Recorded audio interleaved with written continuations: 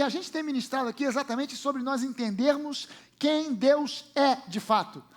Nenhum de nós chega à igreja, ou nenhum de nós, melhor dizendo, nasce de novo, sabendo exatamente quem Deus é. O grande problema da igreja é que nós, quando chegamos à igreja, quando nós nascemos de novo, não quando nós temos uma experiência meramente de entrar como membros da igreja A, B ou C, mas quando nós temos uma experiência real de encontrar a Deus, de encontrar Jesus, quando nós conscientemente chegamos à conclusão de que nós somos pecadores e que nós precisamos de uma transformação, que não há salvação nas nossas obras, nos nossos esforços para nos livrarmos dessa condição de pecador, que nós precisamos de um Salvador, quando nós entregamos a nossa vida nas mãos do Senhor, através de Jesus, e Ele faz com que nós saiamos dessa condição de pecador, e agora nos tornemos filhos de Deus. Quando isso acontece genuinamente, nenhum de nós chega nessa condição, nessa nova condição, conhecendo realmente quem Deus é. Todo mundo chega na igreja e nasce de novo sem saber de fato quem Deus é, porque historicamente a tradição foi implantando dentro da igreja uma visão distorcida a respeito de quem Deus é. E as pessoas às vezes chegam com certos conceitos de que Deus, em uma hora, Ele é bonzinho, outra hora, Ele é malzinho. Que às vezes Ele faz certas coisas na sua vida de mal, de ruim, para você aprender uma lição. Para que você, então, se converta dos seus maus caminhos, e você e usam até mesmo versículos bíblicos.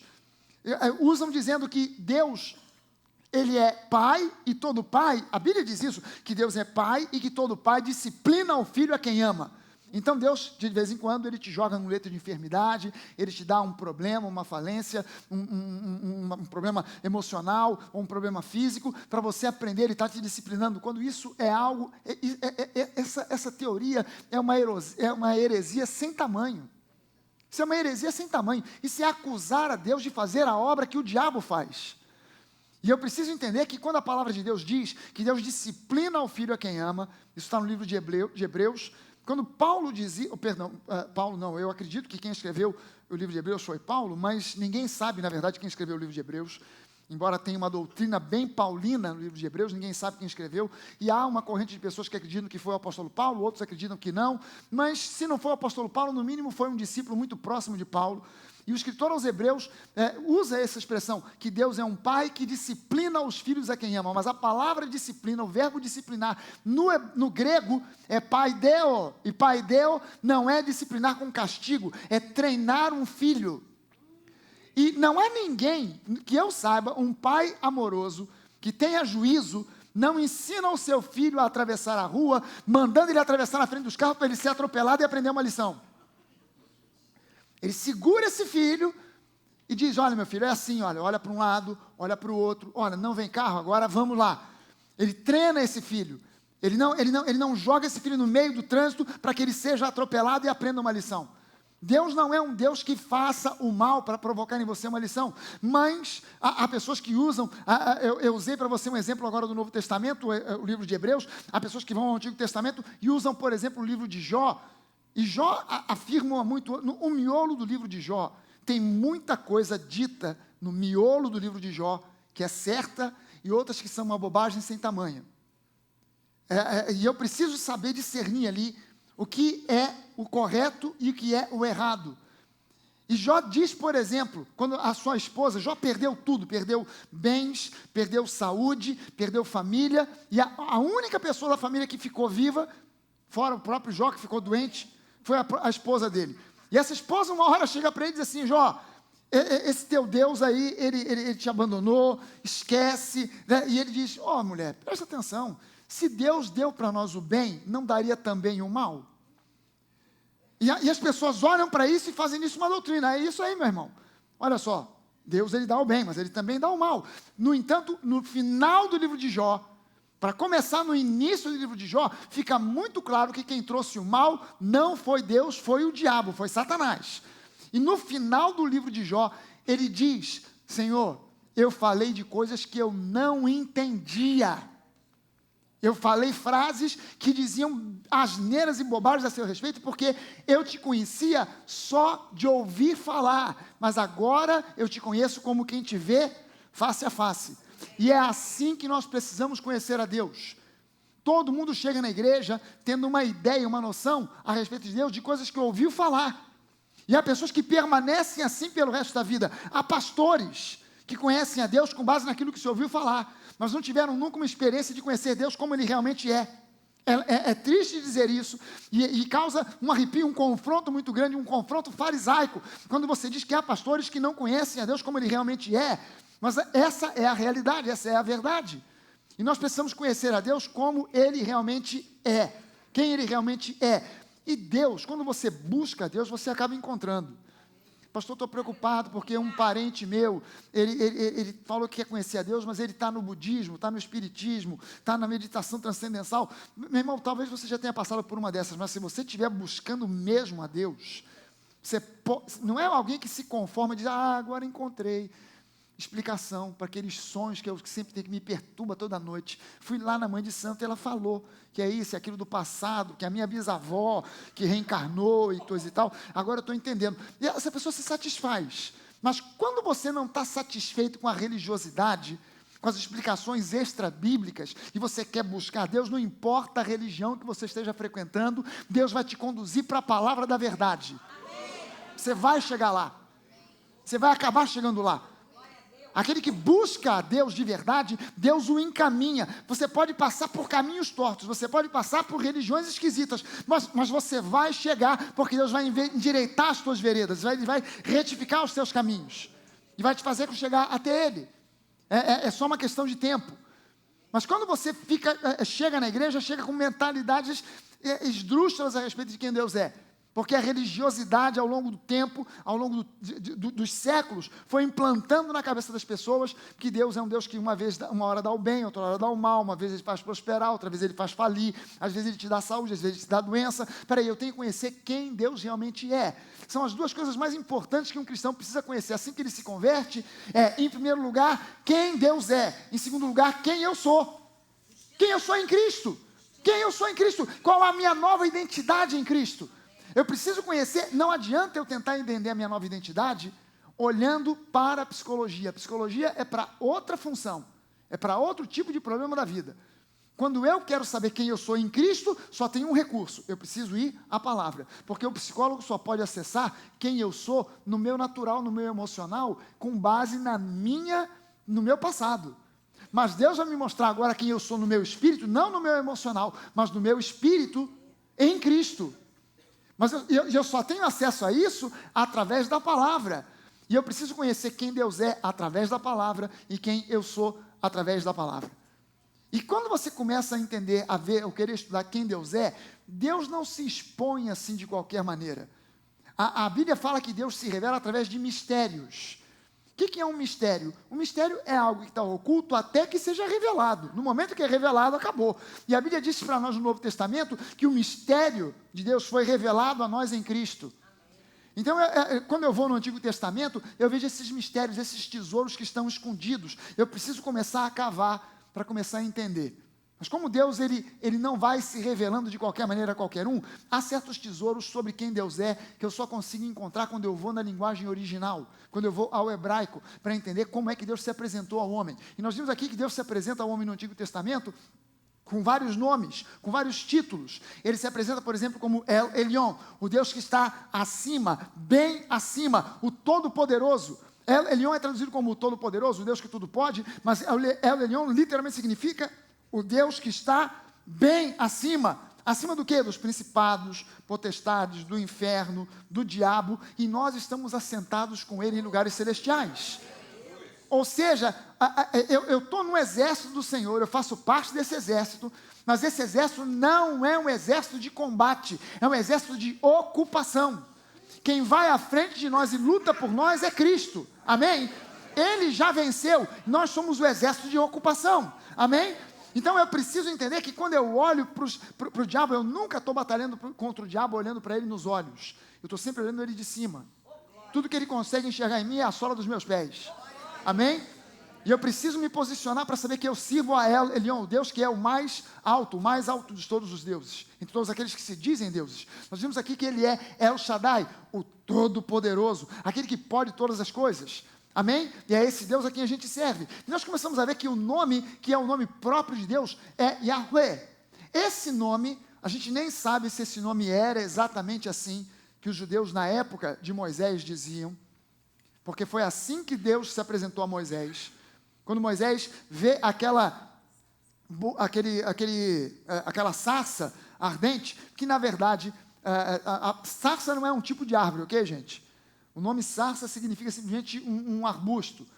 E esse arbusto que ele viu queimando, que não se consumia nunca, talvez alguém tenha ficado surpreso. Pastor, não é um tipo de árvore? Eu pensava que era jacarandá, jatobá, sarça. Inclusive, eu estava pensando em mandar fazer um móvel de sarça na minha casa. Um sofá, uma mesinha de centro de sarça. Não, sarça não é um tipo de madeira. Sarça é apenas uma árvore, um arbusto. E, na verdade, a árvore que Moisés viu queimando era uma acácia.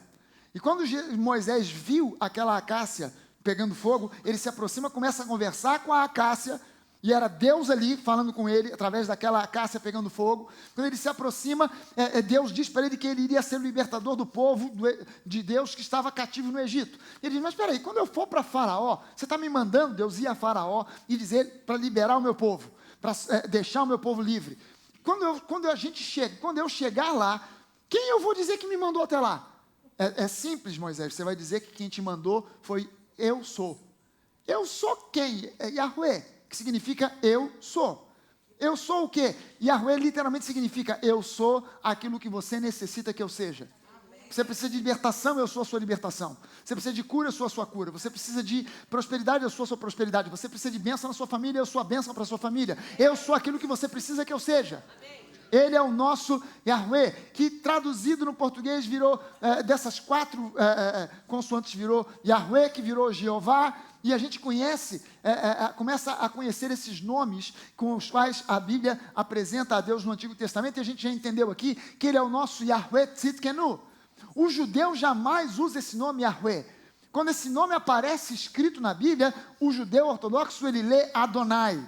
Ele sabe que está escrito Yud, He, Vav, He, essas 4 letrinhas aqui, Yud, He, Vav, He. Ele sabe que está escrito Yahweh, mas ele não pronuncia esse nome por causa do 3º mandamento. O 3º mandamento da lei de Moisés é não usar o nome do Senhor em vão. Então, como eles veem como um nome muito santo, muito sagrado, eles nem pronunciam esse nome, e quando eles veem essas 4 letras, esse tetragrama, eles olham e leem Adonai. Então, jamais ele vai dizer Yahweh Tzidkenu, ele vai dizer Adonai Tzidkenu. E Deus é o nosso Adonai. Adonai, a palavra Adonai significa Senhor. Ele é o nosso Yahweh Tzidkenu, o Senhor que é a nossa justiça. Ele é o juiz do universo. Nele nós fomos julgados em Cristo, e em Cristo nós fomos inocentados, porque Ele também é o nosso advogado. Ele não é o nosso promotor. O promotor é o diabo, mas Ele é o nosso advogado, e nele nós fomos inocentados, nós fomos justificados, porque Ele é o nosso Yahweh Tzidkenu. Ele é o nosso justificador. Amém? O Senhor que nos justifica. Nós vimos que Ele é o nosso Yahweh Shalom, o Senhor que é a nossa paz. E Shalom no hebraico não significa somente paz, mas é paz por fora, paz por dentro. Nós temos paz com Deus, temos paz com os homens e temos paz por dentro, paz com a gente, paz conosco, paz consigo mesmo. Amém? Nós temos, Shalom também significa saúde, prosperidade, vida abundante, família abençoada. Quando você diz para alguém, meu irmão, Shalom, você está dizendo que você tenha paz, que você tenha saúde, que você tenha prosperidade, que a tua família seja abençoada. Amém? Você pode dizer para a pessoa que está do seu lado, meu irmão, Shalom para você. Aleluia. Nós vimos que Ele é o nosso Yahweh Roi. Yahweh Roi, o Senhor que é o nosso pastor, o Deus que nos guia. Deus, Ele quer guiar você em todos os assuntos da sua vida. Amém? Nós precisamos entender que Deus guiava o seu povo de um jeito no Antigo Testamento, mas Ele faz isso de uma outra maneira no Novo Testamento. No Antigo Testamento só havia 3 pessoas que eram ungidas por Deus: o rei, o profeta e o sacerdote. Cada um para a sua função. Um não fazia a função do outro. E quem ouvia a Deus e dava a Deus, ao povo, o recado de Deus, era o profeta. Por quê? Porque ninguém tinha o Espírito Santo de Deus. Nem o profeta tinha. O Espírito vinha sobre ele, dava o recado, inspirava, e ele transmitia para o povo. Aí o Espírito ia embora. Mas no Novo Testamento é diferente. No Novo Testamento nós somos templo do Espírito Santo. Nós somos casa do Espírito Santo. Você pode dizer isso, eu sou casa. Moradia do Espírito Santo. Diga assim, o Espírito Santo habita em mim. O Espírito Santo mora no seu corpo físico. Você é casa do Espírito Santo. É diferente do Antigo Testamento. No Antigo Testamento, profeta, o que Deus tem para falar para mim? O profeta ia, consultava a Deus, Deus falava, o profeta ia e falava para as pessoas. No Novo Testamento não é assim que acontece. O ministério profético no Novo Testamento é uma outra história. Não é igual ao Antigo Testamento. Hoje Deus habita em você. Deus mora em você e Ele quer comunicar com você, falar com você, dirigir a sua vida. Amém? Ele quer direcionar, falando com você, mostrando para você a direção.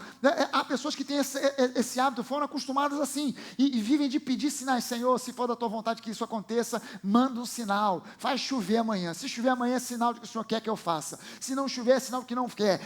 Meu Deus, em nome de Jesus eu preciso de uma direção. Então, Senhor, me dá um sinal. Se amanhã, se realmente for para eu casar com essa jovem, meu Deus, me dá um sinal. Que amanhã, quando eu sair para trabalhar, a primeira pessoa a passar na minha frente seja uma pessoa toda de verde. Isso vai ser o sinal do Senhor, o sinal verde para eu casar. Deus vai mandar para você passar uma pessoa fantasiada de pepino. Vai passar na sua frente um camarada fantasiado de Robin Hood, de verde, um chapeuzinho verde, túnica verde, bermuda verde, tudo verde.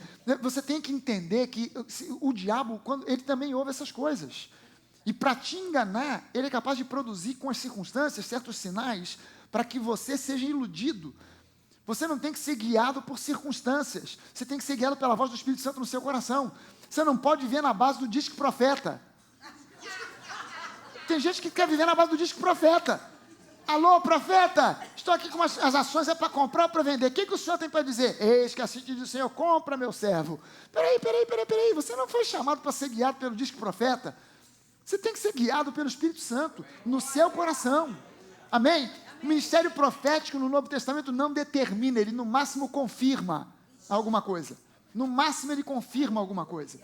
Ele não determina nada. No Antigo Testamento o ministério profético determinava. Por quê? Porque as pessoas não tinham o Espírito Santo. No Novo Testamento é diferente. Deus fala com você, o profeta pode confirmar, mas ele não pode determinar. Amém, gente? Amém. Você tem Deus como sendo o seu pastor. Quando você diz o Senhor é o meu pastor, você está dizendo, o Senhor vai me guiar na direção dos pastos verdejantes, das águas tranquilas, Ele vai me guiar pelas veredas da justiça, Ele vai me direcionar, amém? Porque Ele é o meu pastor, Ele me guia, amém? E hoje eu quero dizer para você, que Ele também é o nosso Yahweh Rof-Erá. O que é isso aqui? Vai dar nó na língua, senhor. É porque tradicionalmente a gente acabou ouvindo, porque como normalmente as pessoas não conhecem hebraico, elas vão torcendo a coisa toda e virou Jeová Rafá. Mas o nome correto é Yahweh ou Jeová Rof-Erá. Rof, não é Rof não, é Rof. Rof é com outra letra.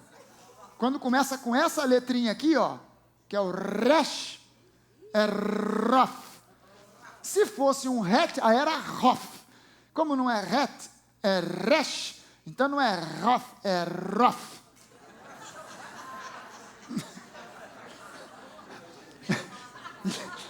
Yahweh Rof Erá.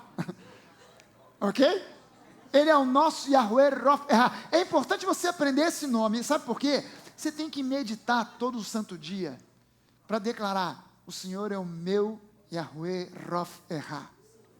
Você tem que sair daqui meditando isso. Deus é o meu Yahweh Rof Erá. Ele é o meu Yahweh Rof Erá. Você consegue dizer isso?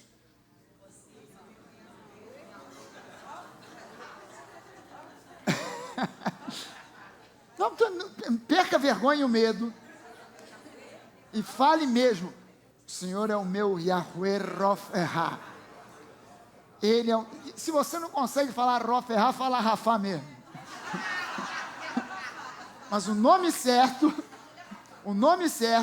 é Yahweh Rof Erá. Ele é o meu Yahweh Rof Erá. Quando começar a vir pensamento de enfermidade, porque esse nome Yahweh Rof Erá significa o Deus que é a nossa cura. O Deus que é a nossa cura, o Senhor que é a nossa cura. O judeu não vai dizer para você Yahweh Rof Erra, ele vai dizer Adonai Rof Erra. Adonai Rof Erra. Mas não importa se você diz Yahweh, Adonai, o importante é que Ele é o teu Deus, o Deus que é a tua cura. Ele é mais do que o Deus que te cura. Ouça isso. Literalmente, Yahweh Rof Erra não é o Deus que te cura. Literalmente, Yahweh Rof Erra significa o Senhor que é a cura. Não é o Deus que tem o remédio. Ele é o remédio. É diferente. Uma coisa é eu apresentar para você um vidro com comprimidos, cápsulas ou um xarope dentro e dizer, eu tenho para você o remédio que você precisa. Toma aqui, toma aí 3 cápsulas por dia. Isso é uma coisa. Outra coisa é alguém que diz para você, eu sou a cura. Eu sou o remédio. O Deus que habita em você através do Espírito Santo é a cura habitando em você. Não é o Deus que tem cura e veio habitar em você, mas esqueceu de trazer essa mala. Ele trouxe um monte de coisa, mas essa mala, o vidro de remédio, ele esqueceu. Cara, eu sou o Deus que tem o remédio, mas quando eu vim habitar em você, eu esqueci o vidro de remédio. Eu estou habitando em você. Eu sou o Deus que cura, mas eu esqueci de trazer a cura. Não. É impossível. Eu sou o Deus que sou a cura. Quando eu vim habitar em você, eu vim com tudo o que eu sou.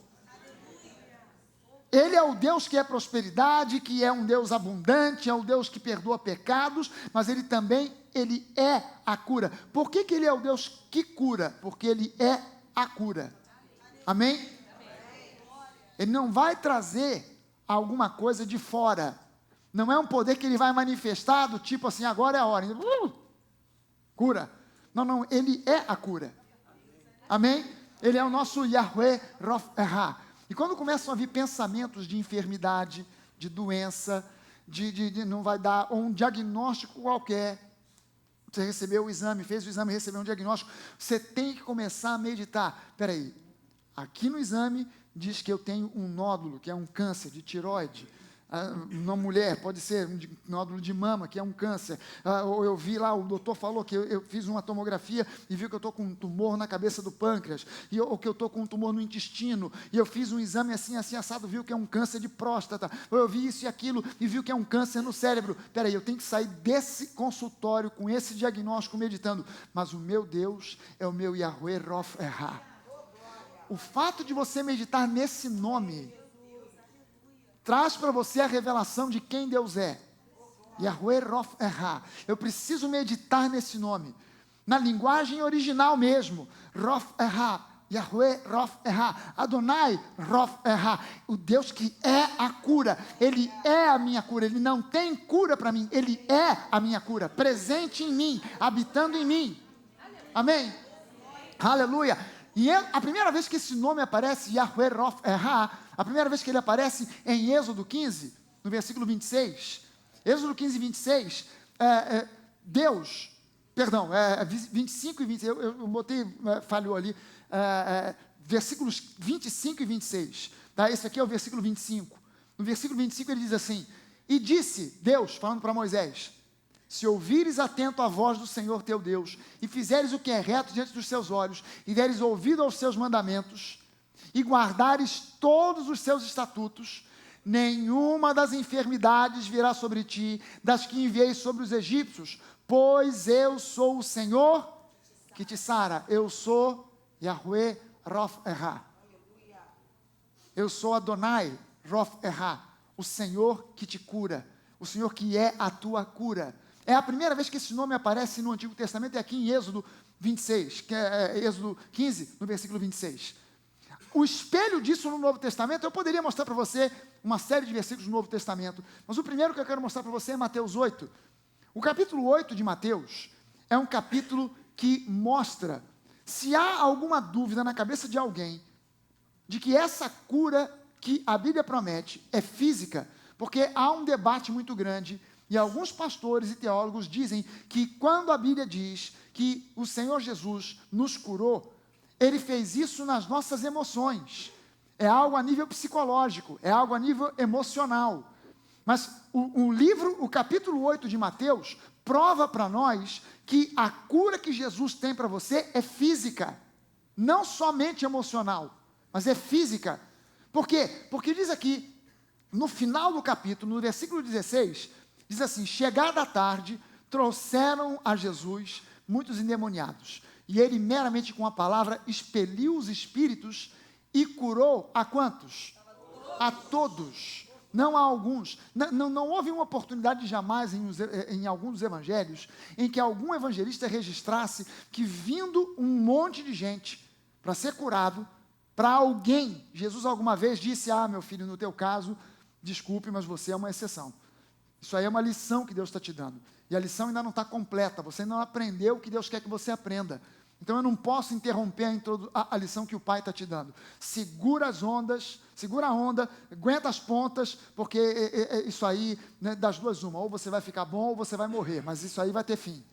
Não tem lugar nenhum em que Jesus tenha dito algo semelhante a alguém.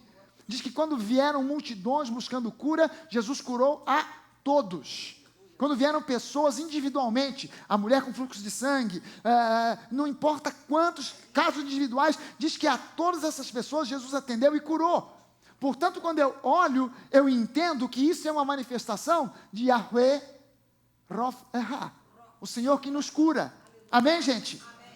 Chegada a tarde, ele curou a todos os que estavam doentes, para que se cumprisse o que fora dito por intermédio do profeta Isaías. Ele mesmo tomou as nossas enfermidades e carregou com as nossas doenças. O capítulo 8, gente, é um capítulo muito especial em Mateus, porque todo ele fala sobre cura física.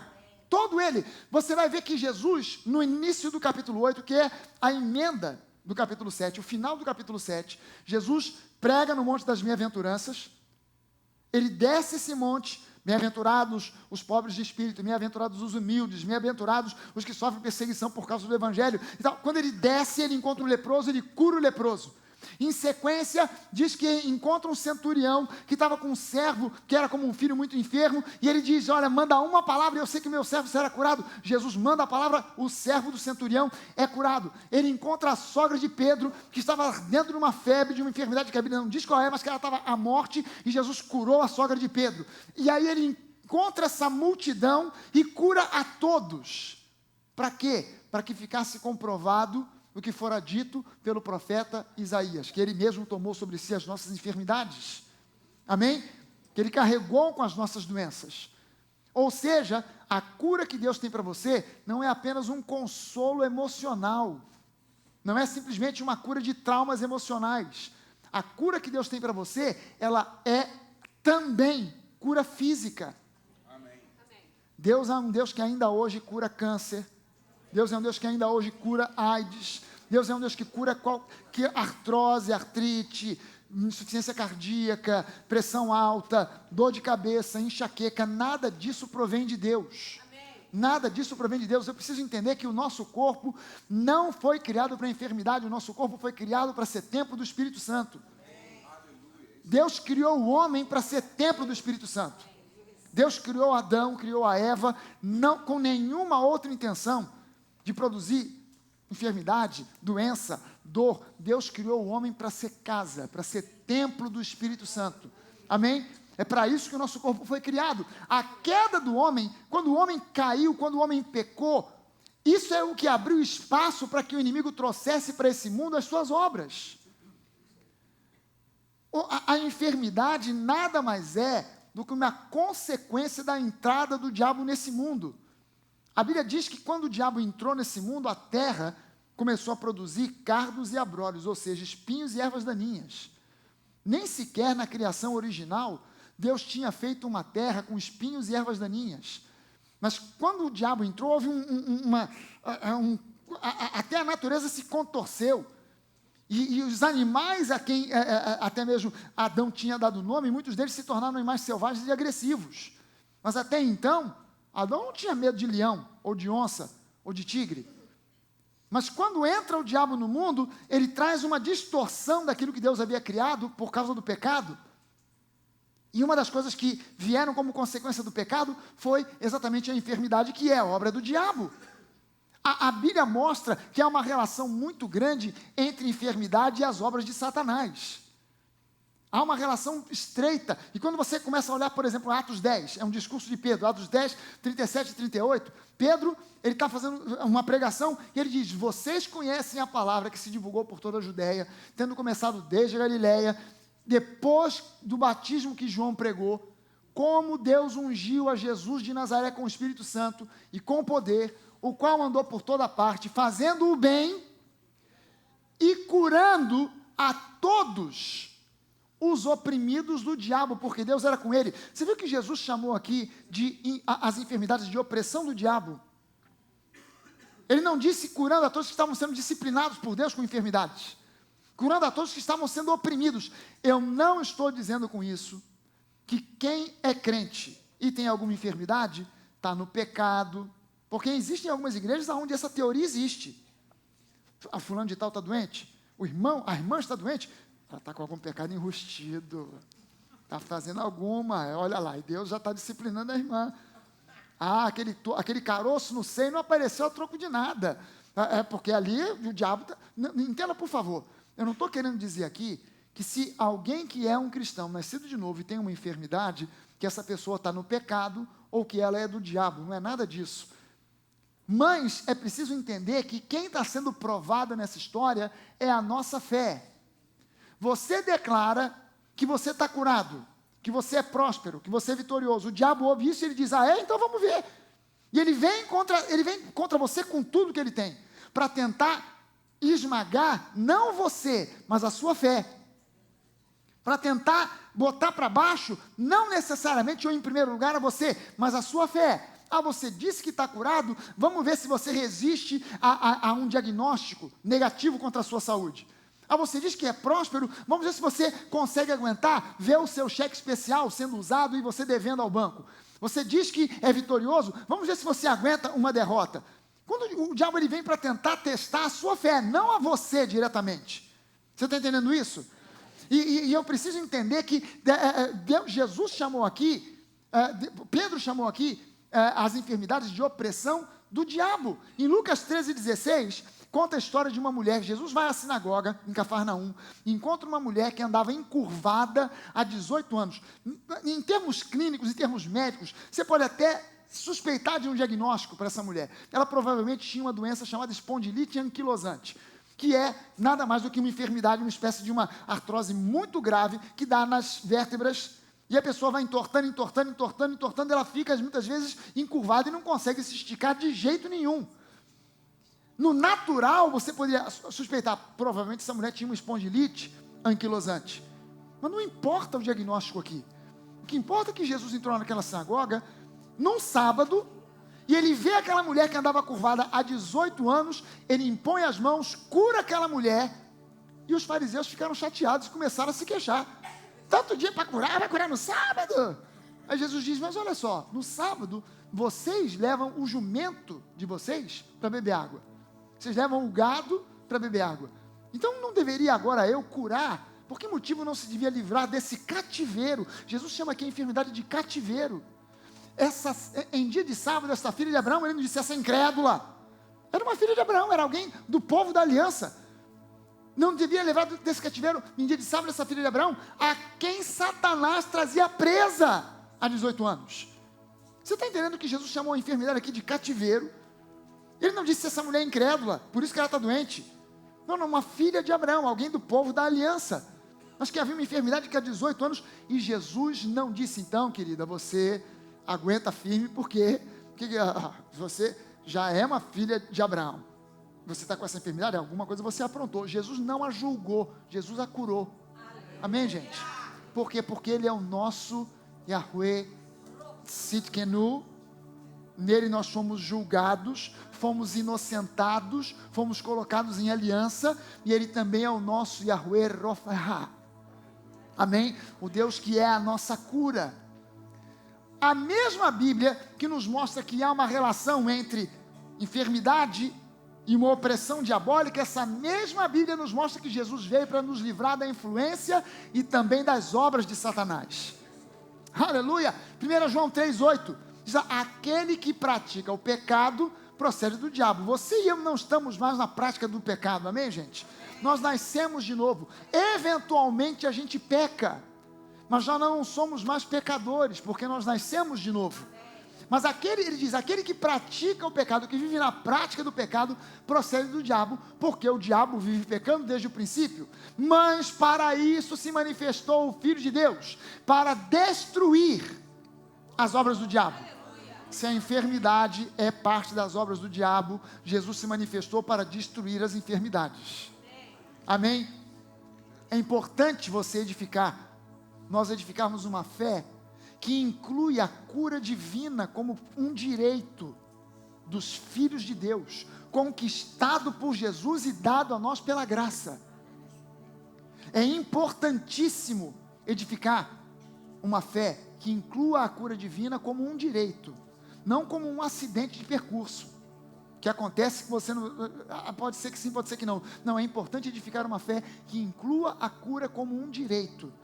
E gente, direito, entenda só uma coisa, nós somos curados não porque nós merecemos, nós somos curados porque Jesus concedeu isso como um direito a nós, através do sacrifício dele na cruz do Calvário, amém? Direitos não são concedidos necessariamente por méritos. Veja só o seguinte, você é um funcionário de uma empresa, chegou a época de você se aposentar, mas você foi um funcionário padrão, funcionário que sempre chegou cedo, saiu tarde, cumpria com as suas obrigações, fazia tudo bonitinho, mas junto com você está se aposentando um outro funcionário que tinha a mesma função que você, ganhava o mesmo salário que você, mas era um funcionário relapso, e muitas das tarefas dele acabavam sobrando para você, que era um funcionário padrão. Chegou agora a época dos dois aposentarem, os dois foram juntos ao INSS, preencheram os formulários e se aposentaram no mesmo dia. Pergunto eu a você, você funcionário padrão, vai receber uma aposentadoria maior do que ele, funcionário relapso? Não, porque essa aposentadoria não vai ser dada a você por mérito, mas como um direito, e é direito para você e é direito para ele. Quer dizer, na nossa cabeça, cara, mas não é justo que eu, funcionário padrão, vou receber a mesma aposentadoria que esse desgracento, que passou os anos todos chupando sangue, sem fazer o que devia fazer, ele vai receber a mesma coisa do que eu. Por quê? Porque, na verdade, a lei não julga se você tem mais mérito ou menos mérito, mas se vocês têm o direito. E em Cristo, você tem o direito, não é o merecimento, mas o direito, conquistado por ele na cruz do Calvário, de andar embaixo de saúde divina. É um direito que você conquistou. Jesus, a Bíblia diz que houve uma troca. Ele recebeu na cruz tudo aquilo o que nós merecíamos, para que nós recebêssemos tudo aquilo que ele estava conquistando para nós. Amém?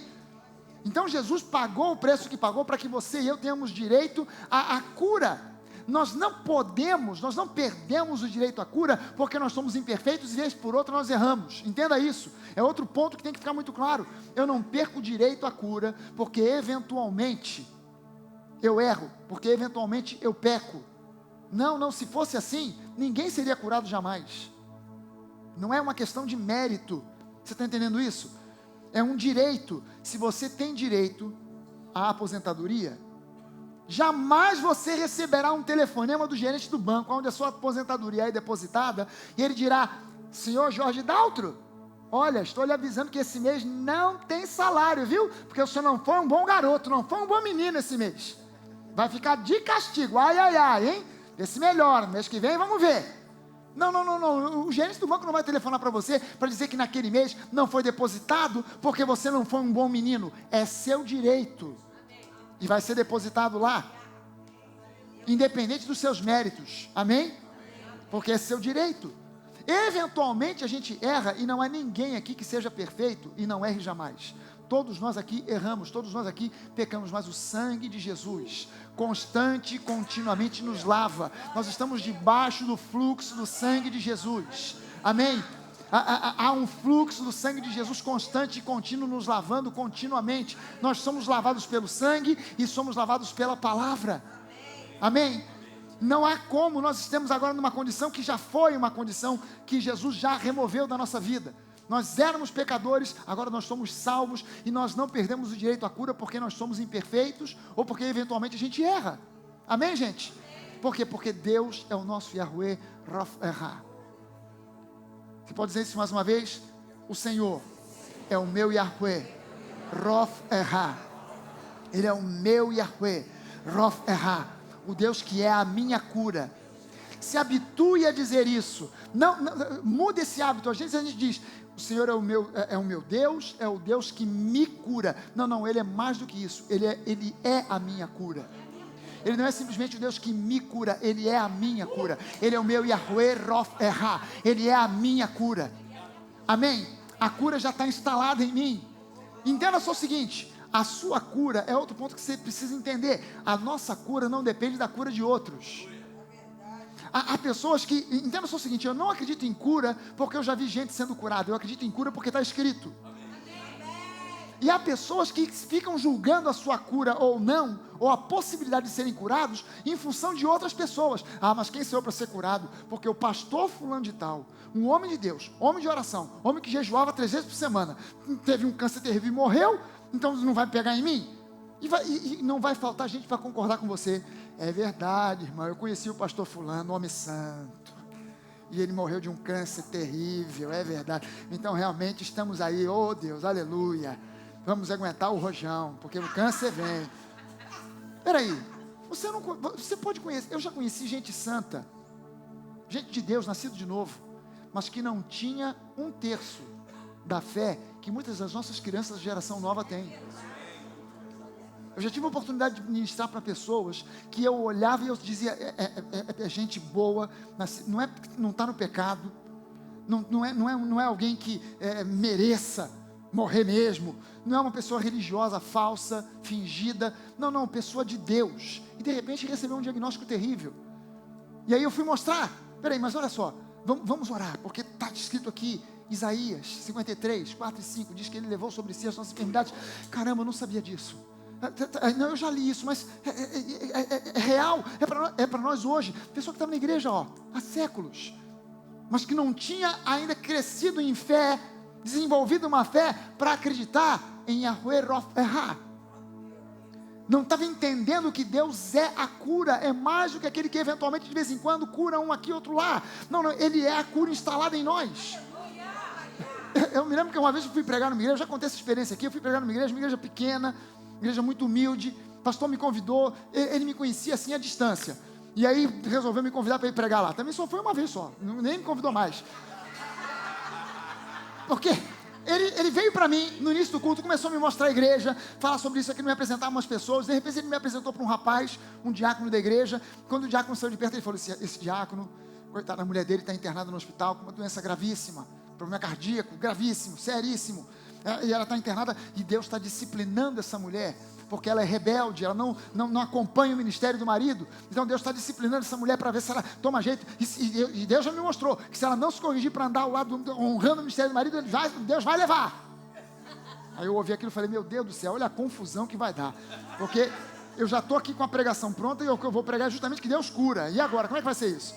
E aí de repente, eu citei no meio da pregação Salmo 105, que diz para nós que quando o povo de Israel saiu do cativeiro do Egito, eles saíram levando prata e ouro, o que já é uma maluquice, porque eles tinham acabado de ver a 10ª praga, morreram os primogênitos, e os caras ainda deram ouro e prata para eles. Saíram com ouro e prata, e diz a Bíblia aqui, que não havia entre eles um só enfermo. Gente, eram 600, a Bíblia fala que eram 600 mil homens. Naquele tempo não se contavam mulheres e crianças, então só se contava os homens, e mesmo assim aqueles que tinham acima de 13 anos. Crianças e mulheres não se contavam. Se você levar em consideração que a população mundial sempre tem mais mulher do que homem, então você vai, mas vamos esquecer isso, vamos botar que tivesse pelo menos uma mulher para cada homem ali, e uma criança para cada homem. Então se você tem ali no mínimo 1,5 milhão, 2 milhões de pessoas. 1,5 milhão, 2 milhões de pessoas. Estatisticamente é impossível que no meio de 2 milhões de pessoas não tenha pelo menos alguém com uma doença qualquer. Estatisticamente é impossível. Não tem como. Tem que ter alguém com alguma doença, que seja uma espinha na cara, mas tem que ter. Não, fulano tem o que ele tem? Ele tem uma espinha. Então tem alguma enfermidade. É impossível. Não é no meio de 2 milhões de pessoas, um povo que passou a vida inteira, desde que nasceram, levando em consideração que já era 400 anos de escravidão. Aquela geração foi a geração que Faraó resolveu dobrar o trabalho deles. Então, um povo mal alimentado, que passava trabalhando todos os dias, 24 horas por dia, à disposição de Faraó, sem dia de descanso. Aquele povo, de repente, sai de lá mal nutrido, mal alimentado, fraco, e não havia no meio deles um só enfermo. Estatisticamente é impossível. Era para ter uma maioria de enfermos, e só uma minoria de gente com saúde. O Zé diz que não havia entre eles um só enfermo. Qual a razão? É que todos eles, no dia anterior, tinham comido da carne do cordeiro. Como nós participamos da ceia aqui, e comemos da carne do cordeiro, o pão, que representa a carne do cordeiro, eles comeram a carne do cordeiro, e isso trouxe para eles cura, porque pelas pisaduras, pelas feridas do cordeiro que foi morto, nós fomos sarados. Aleluia, amém. Nós fomos sarados. A nossa cura não depende da cura de outros. O outro não foi curado, o outro também não, o outro é um homem santo, mas ele morreu. A mulher santa de Deus, mulher de oração, de jejum, morreu de um câncer terrível, e que será de mim? Você não pode colocar a sua fé em cima da experiência de outras pessoas.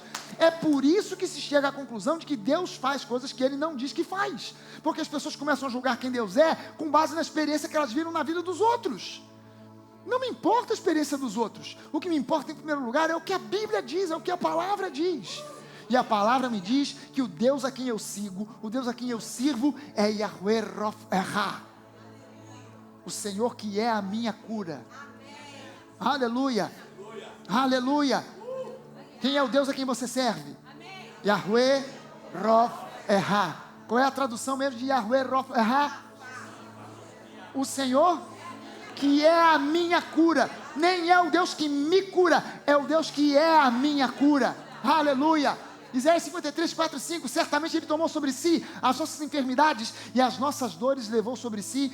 Nós o reputávamos por aflito, ferido de Deus e oprimido. As pessoas olhavam para a cruz e diziam: esse camarada não está aí a troco de nada. Não venha me dizer que ele é inocente, porque, olha só, eu conheço aquele que está na sua direita e aquele que está na sua esquerda. Esses caras aí, aquele ali já me assaltou, aquele ali eu sei que é estuprador. Esses dois aí, e ele está no meio.